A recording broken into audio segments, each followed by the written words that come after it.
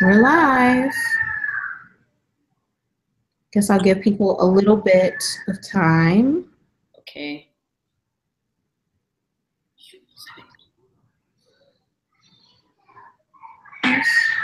Oh. Should I go on live on mine too? No, I think you're already, nope, I see you already. You're already logged in. So I'm getting ready to mute myself because I just realized I can hear people.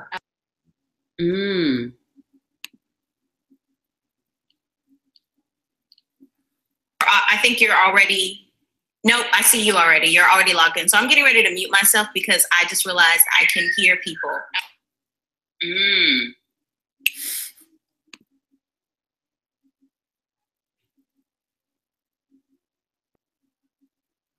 Here we go. Well, so it is our very first Ask a Ballerina episode.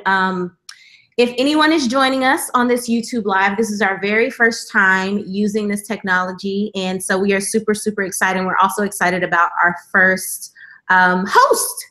So just to introduce myself, my name is Takia Wallace. I'm the founder of Brown Girls Do Incorporated, Brown Girls Do Ballet. We also just launched Brown Girls Do Gymnastics. And we are an organization centered around creating opportunity for dancers of color and also bringing attention to diversity in ballet, specifically for this live feed, but in all genres that we aren't typically represented in. So we kind of live by the motto, we rise by lifting others. And we are super excited. Ask a Ballerina was a series that we originally started doing on our blog. It was really popular. One of our very first Ask a Ballerina series posts was about dyeing point shoes, pancaking point shoes, and costumes. And it is still one of the most searched articles on our website. So we thought it would be really cool to turn this into a kind of Q&A format that was live because our audience is all over the place. So, and we're super excited to have Ingrid Silva as our first person. She has been amazing to us, has been a long-time supporter, and I'm just excited to have her. So I am going to be talking very minimal. I'll just be reading questions that pop up on the screen, and Ingrid will be talking most of the time. So I'm going to allow her to introduce herself right now and mute me. Hi, everyone. My name is Ingrid Silva. I'm from Rio de Janeiro, Brazil. And I've been dancing now for 17 years. I started ballet in Rio at Projeto Dançando Pra Não Dançar at the age of 8. And I went to different ballet schools until I came to Dance City of Harlem. And when I became professional at the age of 17, I also performed with Grupo Corpo as apprentice and Centro de Movimento Débora Coker, all in Brazil, where I was raised. And now I dance with Dance City of Harlem for over 10 years, and I'm very excited. I've just been recently Point Magazine cover June and July. And yes, I'm really excited to be here. Awesome. So we have one live viewer that just asked a question. And she's one of our moms. Hi, Katoya. She said, first of all, she said hi to both Ingrid and Frida. So she knows about your program. Yay, Frida's here. And she wants to know what is your schedule when you're in dance season? What's your schedule? Oh, wow. So it's pretty tough. My schedule usually goes from 10 a.m. to 7, depending on what we're working on it. And usually we have 1 hour and a half class, which is a basic day for a professional dancer, having 1 hour and a half class. We have a little break and we have rehearsals and 1 hour for lunch. So basically every day we work for 7 hours. I had to unmute myself. Okay, so the next question, we had a couple that came in from Instagram, and if you do follow us on Instagram at Brown Girls Do Ballet, you can also leave your questions in the comment section there, and we're answering them on the live as I'm able to get them on here. So one of the very first questions we had was, have you ever gotten to a point where you were wrapped too much into your art that you questioned why you did it? That's a hard one. Yes, it's very hard.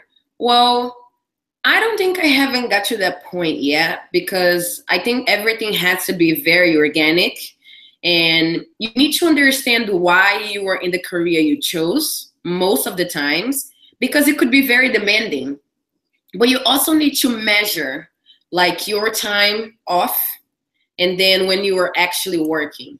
So maybe I could have got to that point, but for me it was I've never had any problem questioning why, because I've always loved it and I knew it could be demanding. So the great thing about it is learning how to separate things and know when and what you should be having the action, and understanding why you chose that, because most of the times people think it's really easy until it gets hard. So you can't give up.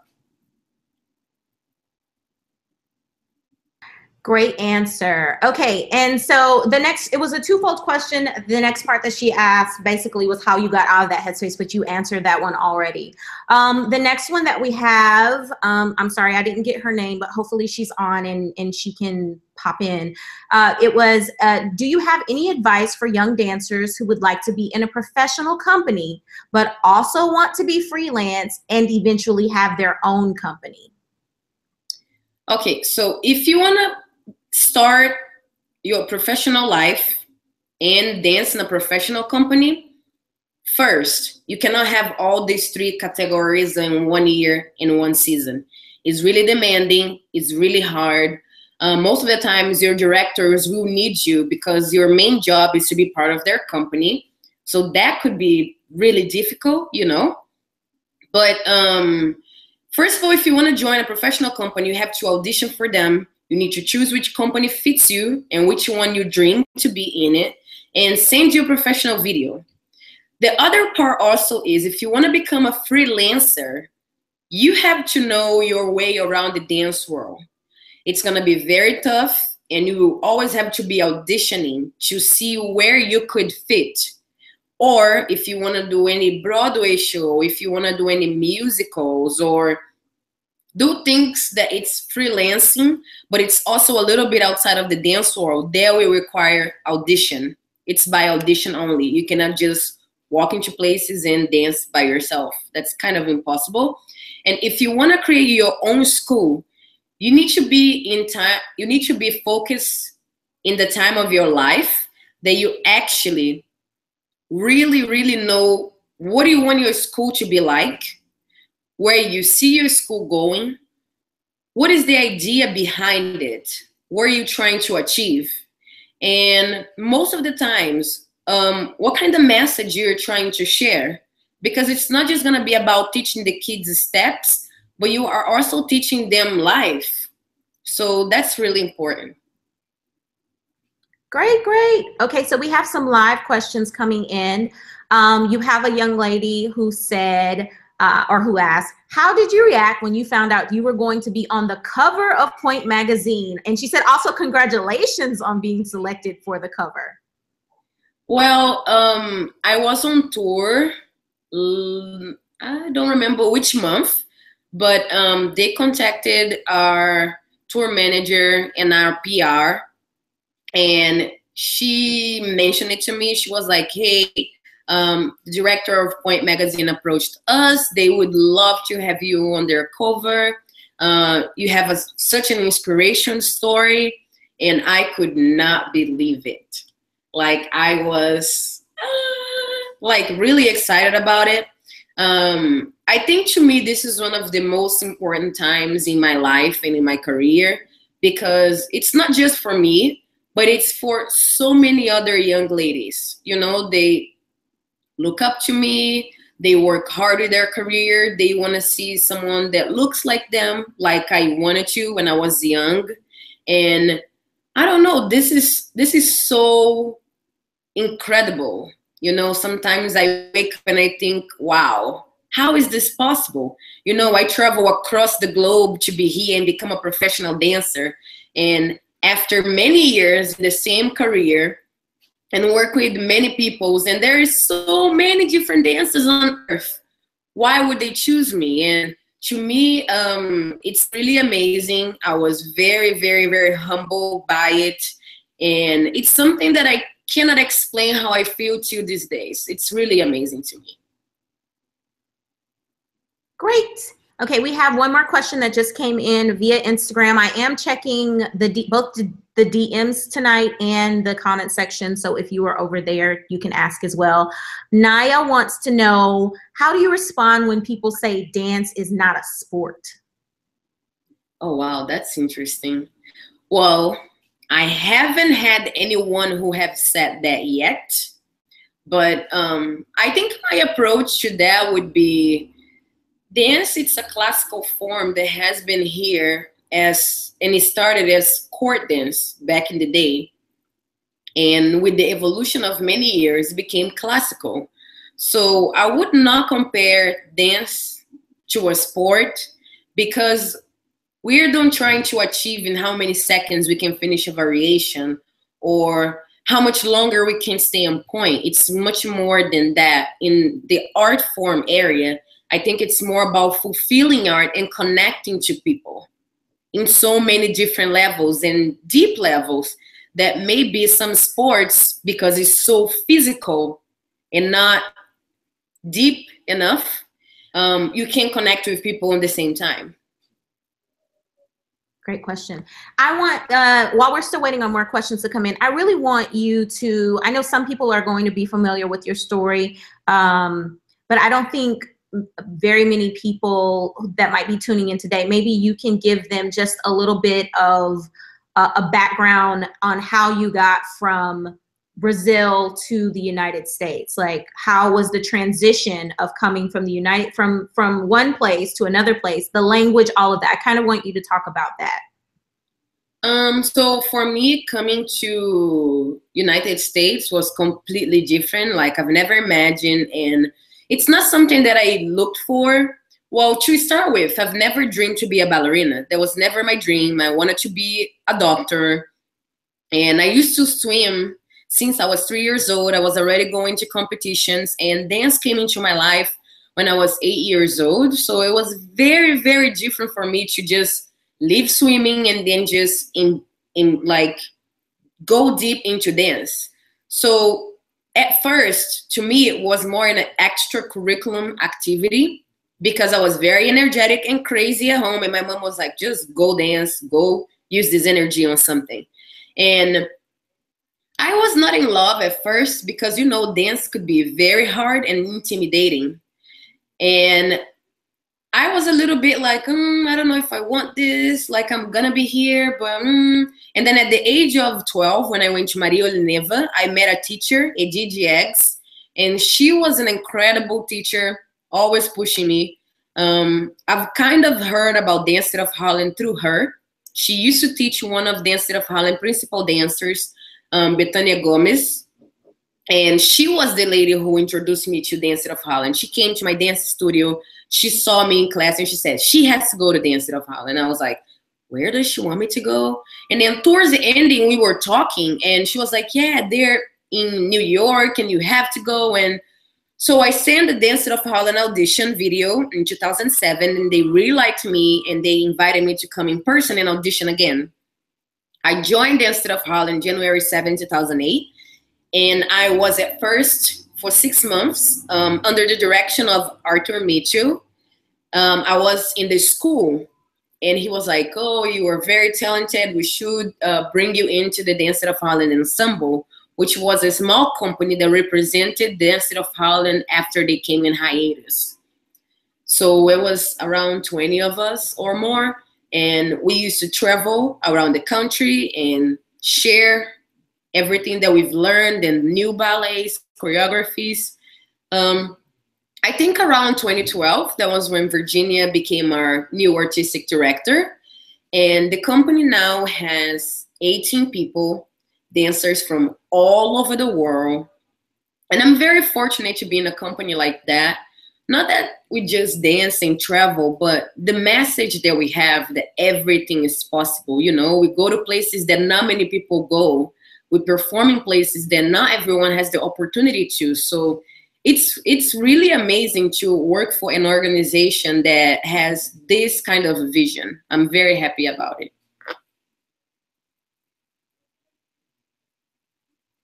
Great. I'm going to let us have like just a little bit of a delay. Someone just text messaged me and said that they can't hear you. So hopefully we can get that fixed. The next question is, what are some stretches to do in point shoes? Okay, so you have, first of all, to wear point shoes, you have to have your body fully formed. And I know we are always so excited to be able to go on point, but hey guys, be careful. This could really make you injure yourself, and you have such a huge life ahead of you. So if you are ready to be on point, there are a few stretches that you have to do it first on flat in order to get to the point, because the shoe is really hard and it takes time for a certain amount of people. It takes time how you stretch your feet to get into the shoes. I would do some releves, some rolling on demi-point and pliés, and pretty much it depends. If you are looking forward to have a good feet and you are using point shoes to stretch your feet, that's not a good idea. So there's not many exercises you can do for that to happen. You would have to use a TheraBand, to get the articulation of your feet. But besides that, it's just more of releves and roll-ups and pliés and passes. The more resistance, the more juice in your body you can take, that would really help you. Great. Trying to see if some more questions are coming in. I'm going to refresh my screen. We'll take a pause for just a brief second.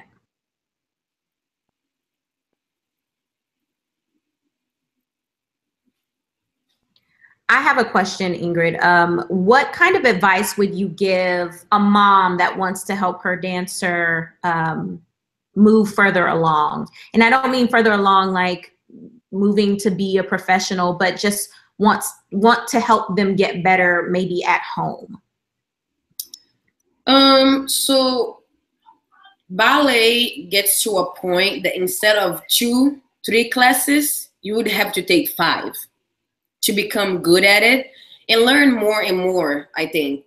If the mom would like to help the kid, I think I would put them in more dance classes. And if you can afford, have a private teacher coaching, because most of the times you don't learn much in class, or you don't get the attention probably your specific body needs.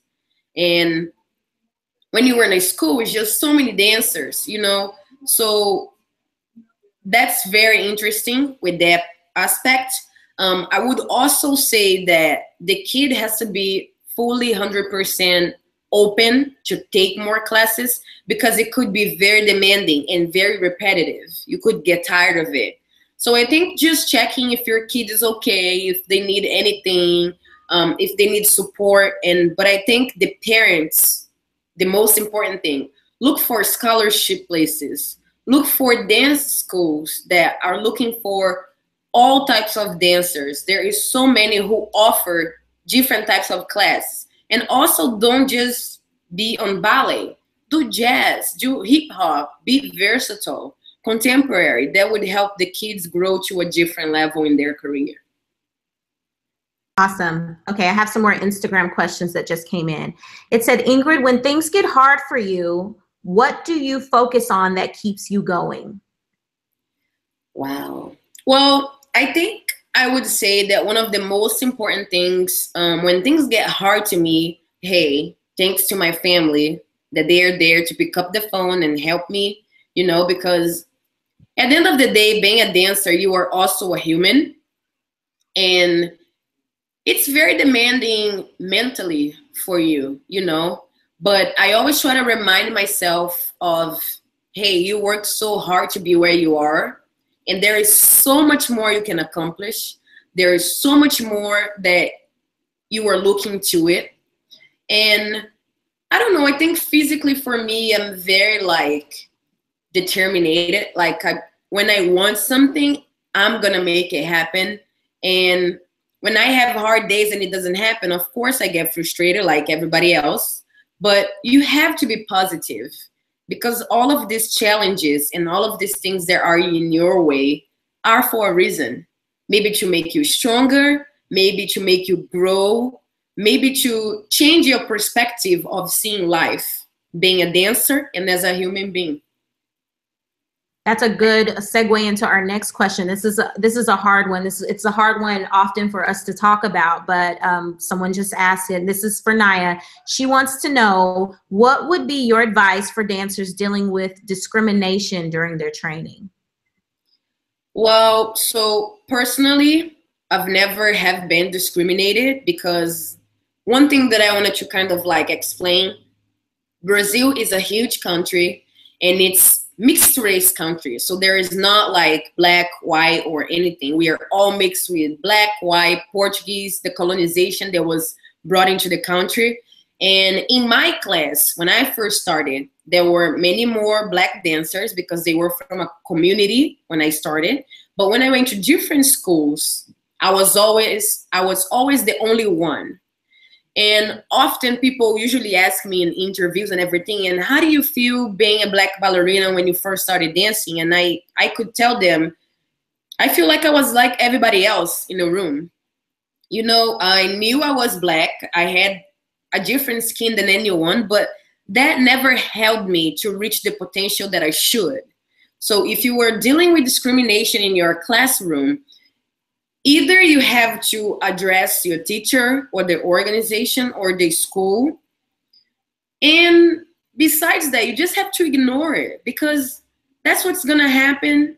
And some people could be a little bit ignorant. They don't understand how to approach things. They don't understand how to deal with things. But you shouldn't get hurt by others people's ignorance, you know? Always have the support of your family. If you feel that anything is happening, don't hold it for yourself. Speak up. That's very important. And know exactly who you are. Don't let people determine who you are for them. There will always be a second opinion in how you should approach things and how you should be, but you are the only one who knows who you are. Great. Okay, I have a bunch that are coming in. I'm going to try and pull up my screen.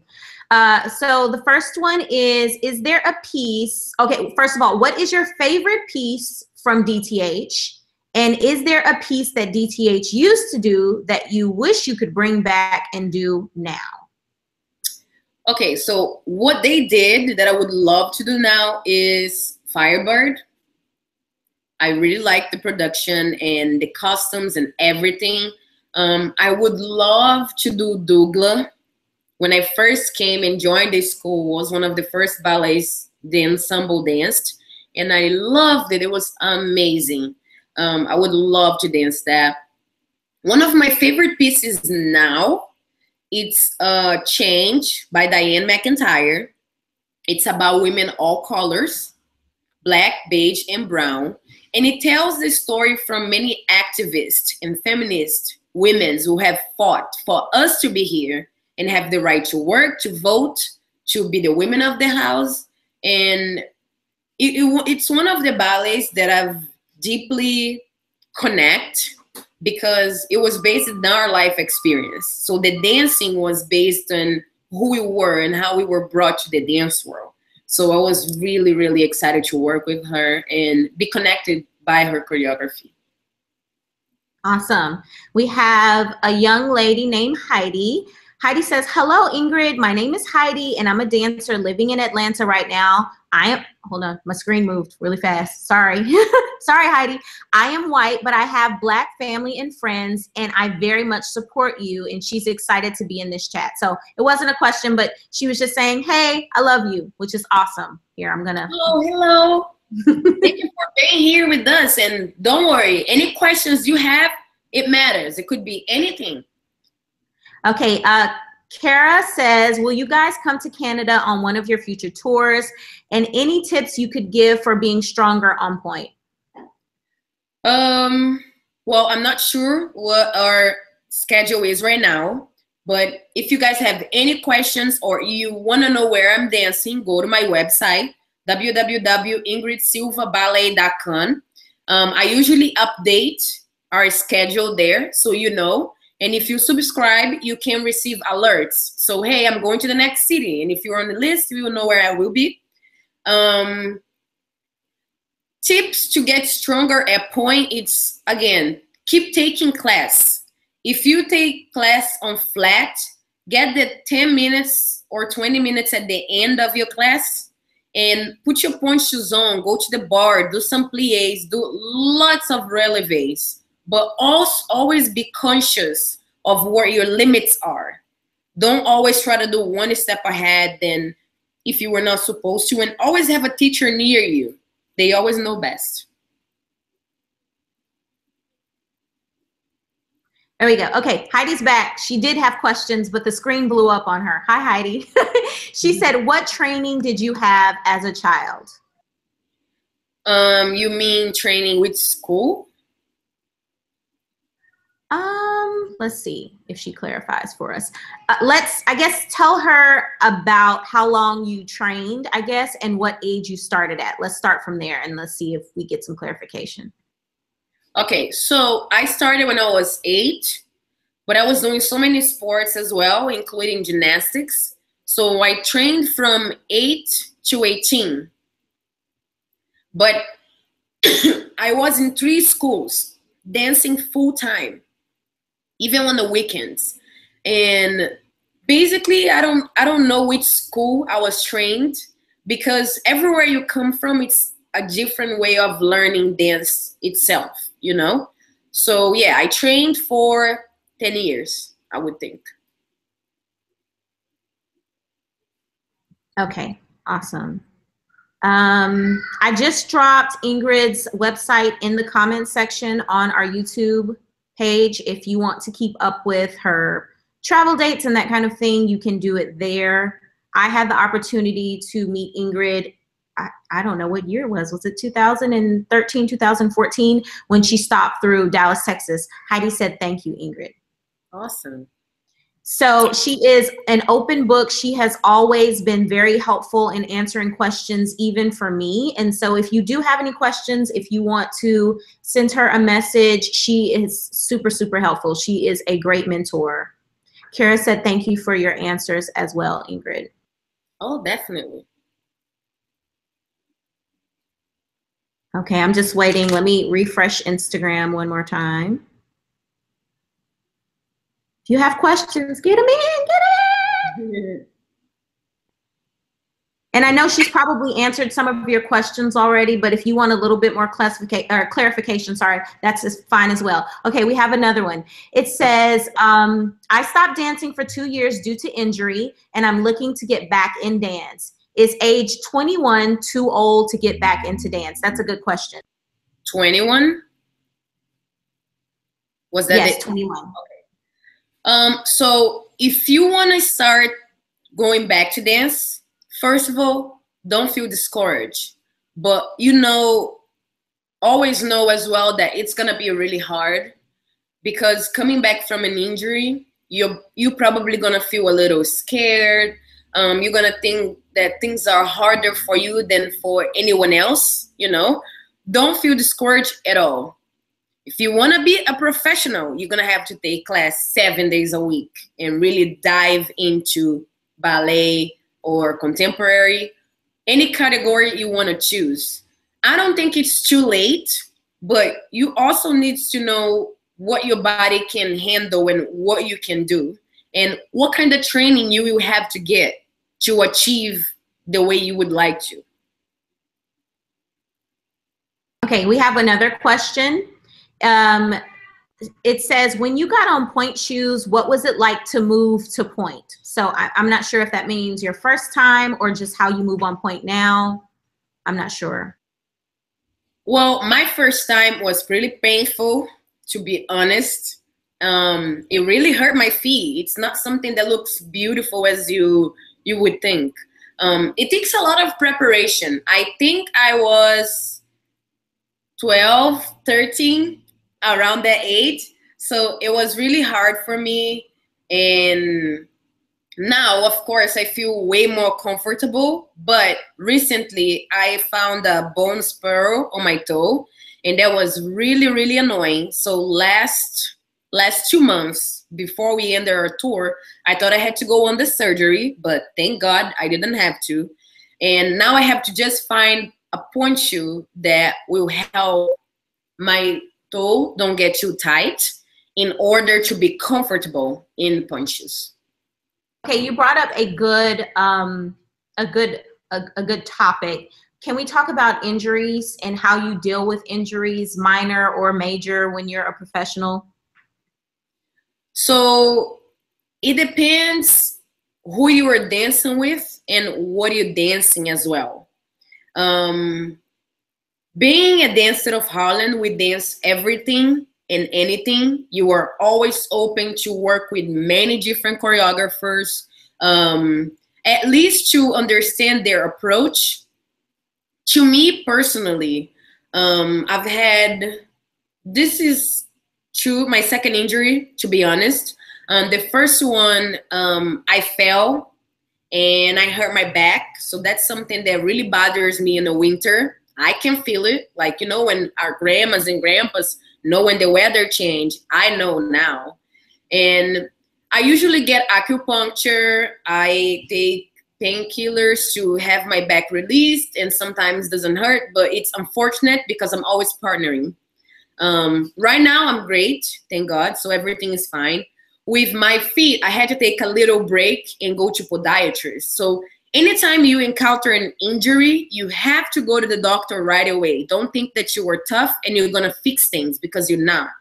Most of the times it gets worse. And I know we never like to sit down. You know, you always wanted to be active and showing that you can do, but sometimes you gotta take a break. And I feel like, to me, I've never had any time that was that major of a sit down from an injury. And if you feel that way, go to your dance studio, go watch class, and go pay attention on corrections. Be involved. Just don't sit down in a corner and wait for you to come back, because it's going to be way harder. That's great advice. Okay, we have a question from Instagram. It said, who was your inspiration growing up as a kid? So when I grew up in Brazil, I've never seen a black ballerina that looked like me. And it was different at that time because I was not looking for one, because it was never there. But I was very inspired to be part of the dance world and learn more about ballet. There is a ballerina that I love to death. Her name is Ana Botafogo.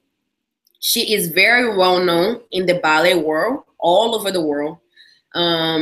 She was so artistically connected to me, or I was connected to her in a level that I cannot even explain. The first time I saw her on stage, I was like, wow, I want to dance just like her. And till this day, she's one of my inspiration. Awesome. We have another question from Instagram. It said, hi, Ingrid, this is Destiny. Hey, Destiny. And it said, I wanted to know how you knew that DTH was the right place for you. I think I figured that over the years. At first, when I came, to me, it was not a shock. I don't think that's the right word, but I was shocked to see so many dancers that were just like me, like brown ballerinas, brown guys, or even people from all over the world. Literally, not many companies have that. Some of them are very strict on the look, and I don't think Dance of Holland is. They're like an open doors kind of company that has everyone and everybody. And I felt like the rap, to me, at first was very challenging, because in Brazil, I came from a very crazy classical background where I've danced Paquita my whole entire training. And my teacher was very strict, and I love it. I loved classical ballet. But when I joined Dance of Holland, I've learned more about neoclassical, contemporary. I've danced Balanchine ballets. I've worked with Durrell Moultrie, Donald Byrd, many other choreographers that challenge me in a different way, to find myself and see myself in a different way. So I think that's how I enjoy the company, because every year it's a different rep that takes me to a different level of myself, or where I would see myself dancing. Yay. Okay, we have another question from YouTube. It says, oh, Audrey. Hi, Audrey. Audrey wants to know what kind of point shoes you wear. So right now I wear Chacots by Fred London, but I'm trying some other point shoes as well. I was just trying recently Só Dança, and it's so funny because Só Dança has been a point shoe that I've been wearing since I first started ballet. It was my first pair of point shoes. So I'm trying the shoes now, and we'll see what happens. That was a nice, safe answer. Okay, so some of you have seen this new person arrive on my end of the screen. I would like to introduce everyone to Whitney Bracy. She is the owner of Mahogany Blues Dance Apparel and one of our partners. And so she just came by to support and hang out today. She may ask some questions as well of Ingrid before she leaves. Okay, we have another question. It says, this is from Heidi as well. What's your favorite thing about dancing at Dance Theater of Harlem, and what is the director like? So my favorite thing is really funny. We have lecture demonstrations, which are performances in the morning for the schools. I am not a morning person. I do not like to wake up early and put a makeup and dance. But the great part of this lecture demonstration that the school kids who come to see you have never seen ballet in their life, ever. And that's so amazing to me. When you say, okay, let's do it today, like a lecture demonstration at so-and-so. When you get there and you see these kids looking at you, because we start with the bar, like we start with the real behind the scenes. We start doing a bar, then we have some center exercise and movements, we have partnering, and then we have dancing. And it's so amazing how does their eyes shine towards what they're seeing, because most of the times you really have to know when ballet or anything else is happening so you can take your kids, you have to find the time. But for them, the opportunity is it's already there. It's in the school. So the schools takes them and they come to our performances in the morning. And to me, what makes me really excited about it, it's see how my work connect with them in a different level and how it could change their life. And most of the times, these young kids who see us in a elect demo become dancers because they have seen us dance. So I really love this part about Dance Theater of Harlem. And working with my director, it's really challenging at times, and I love it because it takes me out of my comfort zone. Not that I'm waiting for her to tell us things, but it's different because she always giving you tools to discover yourself, to find your own journey. So I really enjoy it. Great. Okay, we have another question, and I'm going to switch it up a little bit because it's a really good question. I'm just going to change it a little bit. So the question is, are there any dream dance or creative projects that you would like to work on in the future? So would you ever be interested in doing Broadway or any kind of choreography? Yes, like I said a little bit before, I want to do everything I can. I would love to do it. Right now I want to focus more on ballet and how things are happening for me right now. I'm really enjoying this journey. I'm looking forward in the future to work with many choreographers, to dance galas, to be guest artists. I've had several invitations to work with different people and travel and everything, but because I am part of a professional company right now, our schedule is really restricted. You cannot just leave whenever you get invited for things because that's your main job. So I'm trying to find a ways here and there with the schedule to accomplish everything. You are so awesome. You do a great job of answering these questions, which is every week, YouTube Live. Okay, let's see. Someone wants to know, did you ever get a chance to meet Fabian Barnes or see videos of him dancing? No, I don't think I did. Okay. And let's see. Whitney, do you have any questions? Not just yet. Okay, I want you to talk about something because DTH is it's a very different company, and one of the things that sets DTH apart from a lot of the other companies is that you guys actually get the privilege of wearing your shoes and your tights in your skin tone. Can you talk a little bit about that?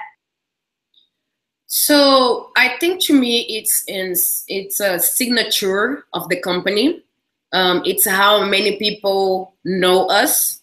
It's the different aspect of being classical, but you still have tights and punch shoes that match your skin color, which I think is beautiful. Not many companies embrace that as well, but Arthur Mitchell had the idea of becoming with this kind of legacy and history behind it. I think the company started back in the day with the pink point shoes, and one day he was like, no, just have brown point shoes and brown tights to match your skin color.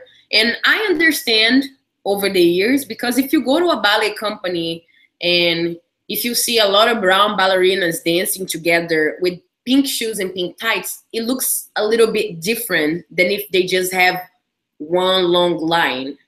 And at first, right now that I've became a little bit more known back home in Brazil, they thought it was trendy.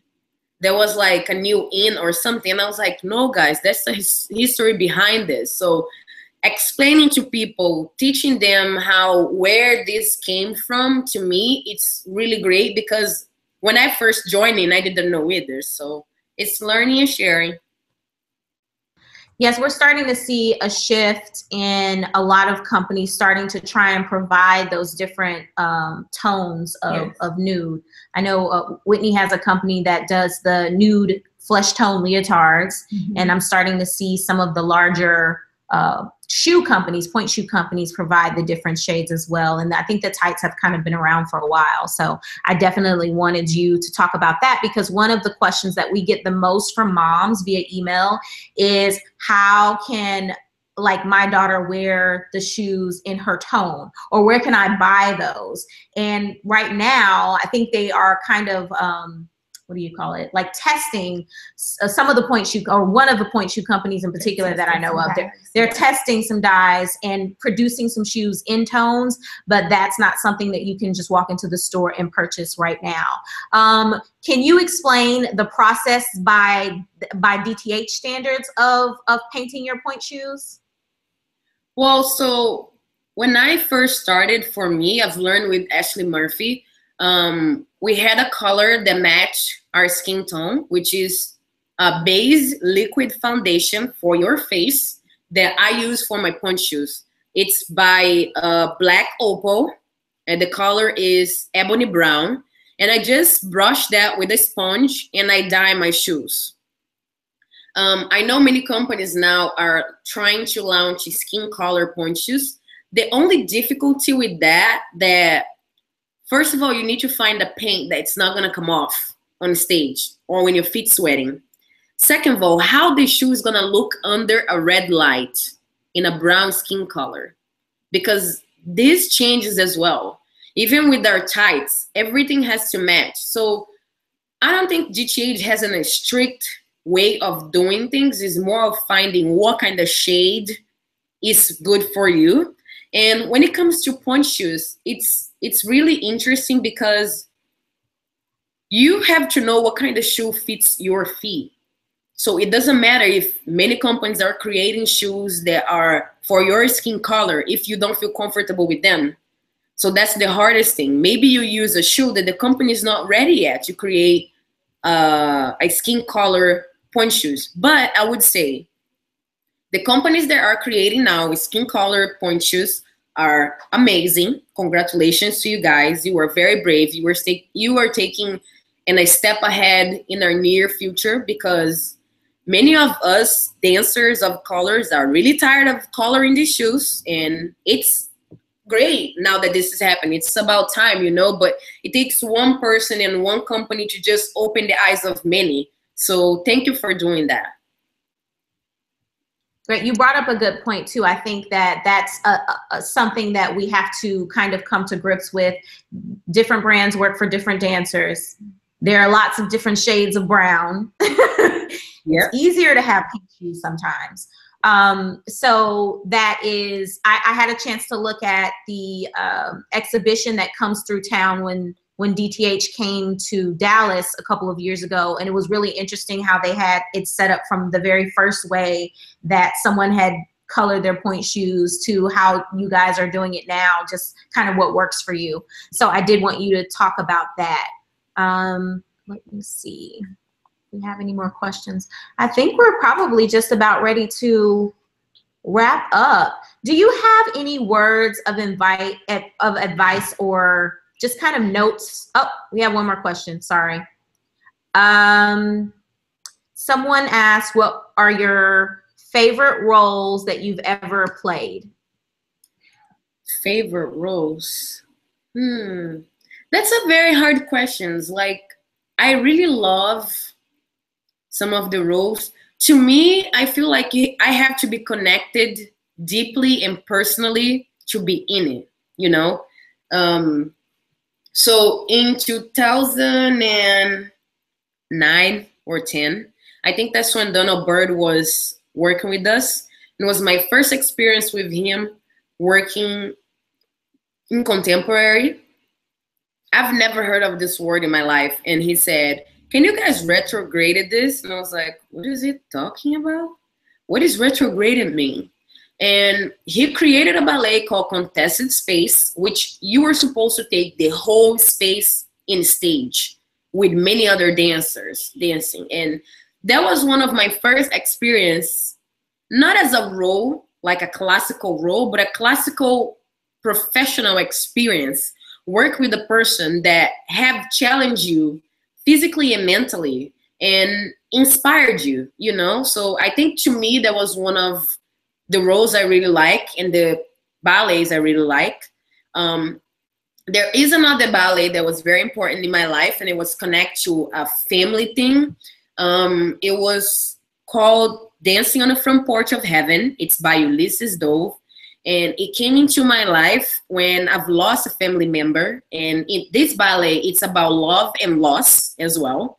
So every time before I went on stage, I used to pray, and I used to feel like my family member was there with me. So I had that deep connection with that ballet.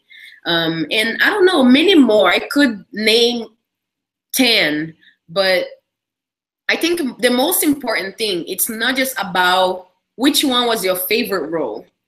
And to me, it's more about how many roles can you be part of? How many roles can you kind of challenge yourself and become a different persona? How many things can you be open to learn that it's not just the regular thing that everybody wants to do? So I don't know, I think for me it's a little bit different. I like to be in a wide range of things that will just take me by storm and teach me different things that I haven't learned before. Awesome. We have some more questions. As soon as I said we're getting ready to wrap up, they started rolling in. One says, what other exercises or activities do you do outside of dance to stay in shape? That's a good question. It depends how tired I am. I'm going to be very honest with you. We work 7 hours a day. Most of the times is partnering, is dancing by itself, is learning new choreographies. I've just joined this amazing gym that I love. I like to run on a treadmill for an hour just to get my stamina, because that's very, very important in dance life. And I swim. See, I still didn't let go of swimming. So I go to the pool as much as I can, and I do a few laps, get my heart beat, you know, pumped. And sometimes I do hot yoga, and I don't know, I just like to do things that when it's necessary or my body is needing or asking for. I don't want to get myself exhausted, so on the next day that I actually have to work and be fully ready, I am tired. And I try to eat well as much as I can, because I think that's very important. It is very important. That might be why I'm not a ballet dancer. Okay, we'll take this last question and we'll get ready to wrap up. This is a really good question. This is from Ballerissa. Is that Marissa? Hey, Marissa. It said, hi, Ingrid. I'm 16 and I'm getting to that age where I need to start preparing myself to audition for companies. Do you have any advice for auditioning for jobs? Well, I think, first of all, you have to be very committed when you go to an audition, because the hardest thing about a ballet dancer is to step in a room and start comparing yourself to everyone. You just can't compare yourself. You're gonna go to a room that you're gonna see so many dancers, but you are unique and you are different from anyone else. So I don't know, just go to the audition, just relax, just know what you're doing, just think about the things that you are trying to achieve. You take ballet class every day. So when you go to an audition class, the ballet class is not going to be different than whatever you already take, because it's the same steps. You're going to be probably a little nervous, and that could be a problem, because when you get nervous, you just kind of forget everything you went there to do. So relax, trust yourself, know how hard you work for this, and just enjoy. Great advice. Okay, Ingrid, I want you to tell people where to find you, how to follow you, all that good stuff. Okay, so I'm usually on Instagram most of the times, and I have a Facebook page, so you can go to Ingrid Silva on Instagram, and you can go to my Facebook page, which is Ingrid Silva as well. I'm also on Twitter, and I'm just starting to learn how YouTube works, so every week on Monday, I try to post a video. And always know that you guys can ask me any questions. Sometimes I take a little longer to answer because it's very demanding and it's many people, but I love to share anything with you guys that you needed, that you are looking for in dance. And if you need any advice on how can I pay my shoes, where do I find this kind of clothing, would love to come to the Dance of Harlem, or anything. How can I become better artistically? And I'm more than happy to help you guys and talk to you and share with you my own experiences. So feel open to reach out to me. And I want to say she's completely genuine when she says that. Ingrid has taken little girls backstage for us. She is currently mentoring a group of girls that are in our ambassador mentorship program. So she really does mean that when she says that she is open to helping. And I think that that is hard and rare to find right now because everyone's so busy. So obviously giving her a little bit of grace to be able to answer those questions when she gets the free time to do it, but just knowing that that is a resource there. If you are a mom and you're tuning into this right now, that is something that is super invaluable. Having someone that's in that space professionally, being able to kind of help guide your little ones is something super cool and very special to have. So I would like to just end this by saying thank you to Ingrid. Thank you to Whitney for stopping by. If you're interested in mahogany blues, it's what? MB Dance? It's mbdanceapparel.com. And that's the same thing for Instagram, for Facebook, Twitter. It's all mbdanceapparel.com. Okay, I'm getting ready to type that into the comment section. And we are going to be doing this once a month. We set some dates, but they are kind of fluid depending on what the dancer schedules are. But we want to start doing this more often just because it allows us to have outreach and be able to engage our community in a totally different way. And then you get the questions that you really want answered, and that's important to us. You can learn more about our organization by reaching out to browngirlsdoinc.org or browngirlsdoballet.com. Right now, before I leave, we are also plugging a 10K by the 10th fundraiser. We are trying to raise funds for our little bitty organization, and Drops in the Bucket help. We provide scholarships to young dancers so that they can continue their training, and we also provide small studio grants to studios that are kind of smaller and need a little bit of help in scholarshiping students that would be great for their programs. And we do a bunch of stuff. I don't have time to talk about it right now, but thank you to everyone who tuned in today. Everyone's saying thank you, Ingrid. Thank you so much. And check back on our social media. We'll be hosting the next YouTube Live in August. That's next month, right? Yep. And we hope to see you there in the comments section. Bye, everybody. Bye, everybody.